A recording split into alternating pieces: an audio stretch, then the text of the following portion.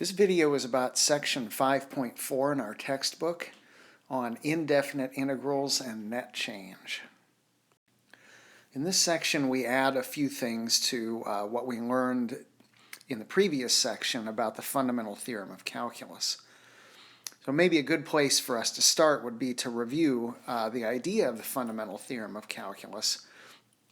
So at the beginning of this chapter, we learned about definite integrals, which is sort of the process of finding a signed area between a curve and the x-axis. Now, we had decided that a good way to approximate one of these signed areas would be to take sums of areas of rectangles. And that if we wanted the exact value of the signed area, we would take the limit as the number of rectangles goes to infinity. Now, we saw that this process of evaluating a signed area, that is, of evaluating a definite integral, is rather lengthy and tedious. However, then we had this miracle of the fundamental theorem of calculus, which told us that really if we want to compute a definite integral, that is, if we want to compute one of these signed areas of a function, then all we really need to do is find an antiderivative for the function in question. That is, this capital F is an antiderivative for little f, and then take capital F at one endpoint, that is capital F of B, and subtract off capital F at the lower endpoint, that is capital F of A. That is a truly miraculous thing because it allows us to bypass taking these limits of sums of rectangular areas in favor of a calculation that's often much easier to make. Because antiderivatives play such a large role in computing definite integrals, we're going to use this same integral notation to indicate the process of computing a general antiderivative. That is, when you see this notation that's being circled, the intent is to find a general antiderivative of the function f of x. So this process now of finding an antiderivative or a general antiderivative is going to now be called the process of computing an indefinite integral. So the difference between definite integrals and indefinite integrals is with a definite integral, you're computing a number which represents the signed area between a function and a curve over an interval. With indefinite integral, like what we're doing here, the result is not going to be a number, but rather an antiderivative of this function occurring next to the integral sign. So in our example, we're going to compute a couple of indefinite integrals. So the first one is the indefinite integral of 2x dx. And all we're being asked for here is the general antiderivative of 2x, which we learned how to find in section 4.9. Right, so we ask ourselves, well, okay, what function is it whose derivative is 2x? And the answer is x squared. But not only x squared, but really x squared plus any constant. Now, on the other hand, our second example, we have the integral of 2 sine x cosine x dx. And now the idea is the same. We want to find an antiderivative of 2 times sine x cosine x. And now the process here is a little bit harder because it might not be immediately obvious to us what the antiderivative is. Now if you look at this for a little bit, this function, it has the look of something that could have come from a chain rule computation. And indeed, if you think about this, if you look at the function sine squared of x, its derivative, when you compute the derivative of sine squared, you bring that down to 2 and you get 2 sine of x. And then you need to take the derivative of the inside, that is taking the derivative of sine, and that's just cosine. So the derivative of sine squared does turn out to be 2 sine x times cosine x. And we can't forget to add our constant.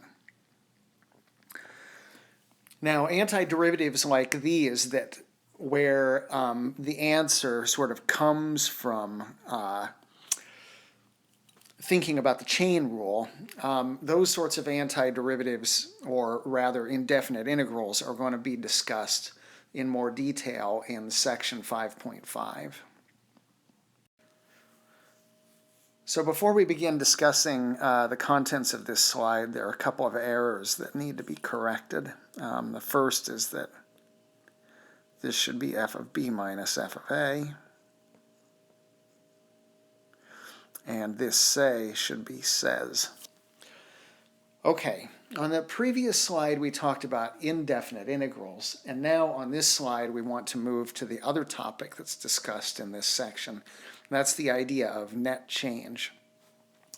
To begin, the second part of the fundamental theorem of calculus, that is, the part of the fundamental theorem of calculus that tells us how to compute definite integrals, can be rephrased in this way.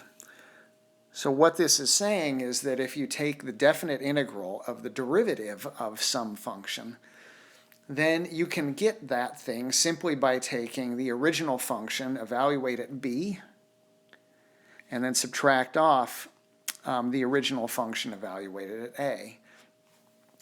And essentially what that's saying is that if you take a definite integral of f prime, then what that's giving you is the net change of the function f of x on the interval from a to b. Right? This difference, f of b minus f of a, is the net change of f of x on the interval from a to b.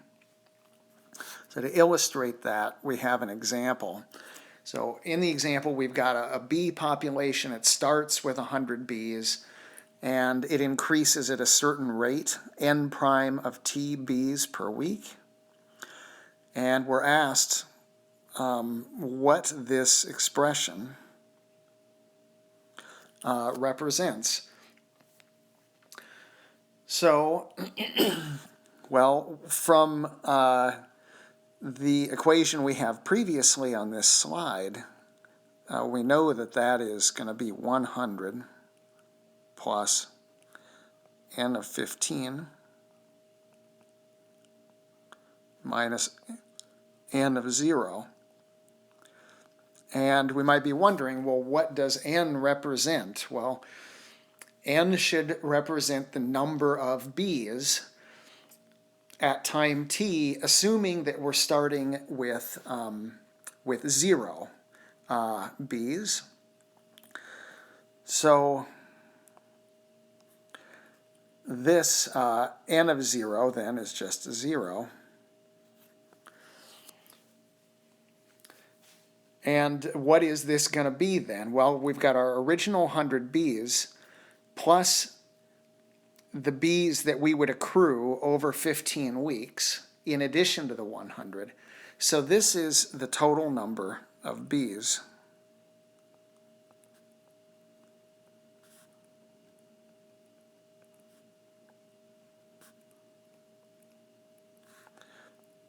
After 15 weeks.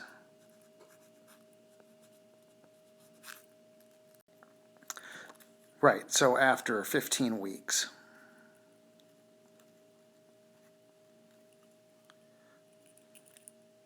Here we have another net change example. So in this example, we have a particle that moves along a straight line with this given velocity function in meters per second. And there are two things that we want to do. First, we would like to find the displacement of the particle over the time interval t equals 1 to t equals 4. And then we want to find the distance traveled by the particle over that same time interval. So to begin, we might remember that if we let s of t denote position of the object or the particle,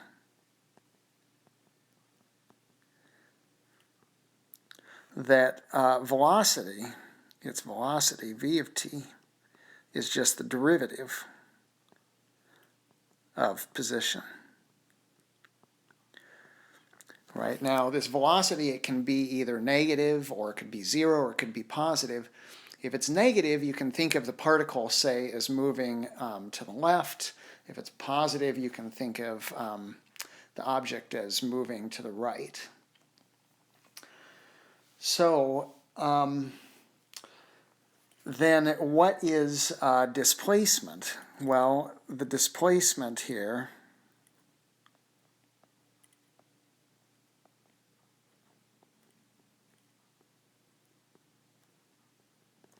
is just the final position, which would be s of 4, minus the initial position, which in this case is s of 1. Now, according to our interpretation of the fundamental theorem of calculus on the previous slide, that's the same as the integral from 1 to 4 of s prime of t dt. But we saw that that is s prime is equal to v, so that's the integral from 1 to 4 of v of t dt. And we're told in the problem what v of t is, so we have the integral from 1 to 4 of t squared minus t minus 6 dt. And then now, instead of having to deal with a lot of disgusting little rectangles, we can apply the fundamental theorem of calculus. And we compute an antiderivative, which would be t cubed over 3 minus t squared over 2 plus 6t, and we evaluate between 1 and 4. And if you make that subtraction, what you should get is minus 4.5 meters. So what that means in sort of physical terms is, imagine the object is moving on a line like this, and let's suppose it starts out from position 0. Well, it's moving to the left for a while because velocity is negative at first. If you look at the graph here, at first, for first values of time between 1 and 4, the values of the function are negative. So you take off to the left for a while, and then after some point here, velocity becomes positive, and so now you start accruing positive movement in the positive direction. But apparently you don't ever come back to and regain the place where you started. In fact, you wind up minus 4.5, or you end up 4.5 meters to the left of where you started. And that's the meaning of this minus 4.5. So in the part A of this example, we found the displacement to be minus 4.5. Now, that is, if you look at the 4.5, that is a lot less than the actual distance that was traveled by this particle, because you remember that we started from a given point, and the particle moved to the left for a while, and then it came back to the right to its final location. And so that displacement is less than the actual distance traveled. Now, displacement and distance would be identical if velocity were positive all the time. And so that suggests that if we took our velocity function, which is graphed here, and we just made it positive all the time, that is, to get a graph that looks something like that, and we integrated that function, then that should give us the distance that we seek. And in fact, that distance d, instead of being the integral of the velocity function, is going to be the integral of the absolute value of the velocity function. Remember, absolute value is sort of our way of taking a quantity and making it positive. By the way, I want to point out that here on this axis that these axes are crossing at x equals 1 and not at x equals 0, just in case you're curious about that. Okay, well anyway, this distance, we can get the total distance traveled by integrating the absolute value of velocity, which is known as speed. So we're going to integrate the speed over this interval. Well, how do we compute absolute value of velocity? Well, you might notice that velocity is negative from t equals 1 to t equals 3. And then it's positive from t equals 1 to t equals 4. So why don't we split this integral up into two pieces, one from integral from 1 to 3, and then another piece from 3 to 4.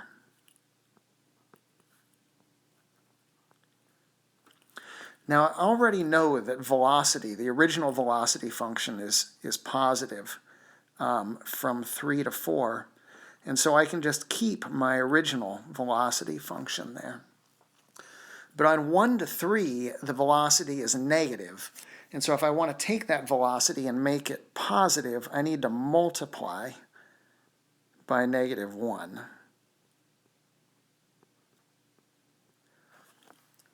Okay. So now I have these two integrals that I need to compute. And, if these were nice geometric shapes underneath the curve, I could maybe just use some geometric formulas to compute these areas, but unfortunately we don't have that situation here. So negative v of t is minus t squared plus t plus 6 dt. And then we have the integral from 3 to 4 of just the original velocity, which is t squared minus t minus 6 dt. And then if you use FTC again, compute an antiderivative, evaluate it at the endpoints, and subtract in these two integrals, what you should get, and you should check this, is that you get 61 over 6 meters, and that's about 10.17 meters. So that's the total distance traveled by the particle over this time period.